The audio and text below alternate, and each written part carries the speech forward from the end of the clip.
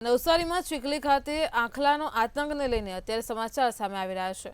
વાત કરવામાં આવે તો હાલ અત્યારે રાજ્યમાં રખડતા ઢોરોનો ત્રાસ યથાવત છે। તેવી જ રીતે થાલા ગામે બગલાદેવ મંદિર નજીક બે આખલા બાખડ્યા હતા।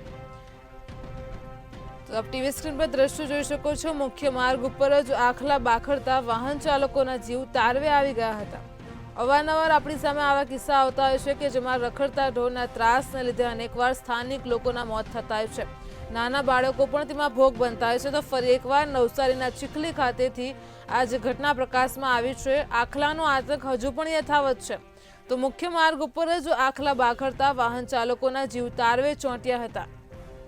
તો થાલા ગામે બગલાદેવ મંદિર નજીકની આ ઘટના પ્રકાશમાં આવી છે, જેમાં બે આખલા બાખડ્યા હતા।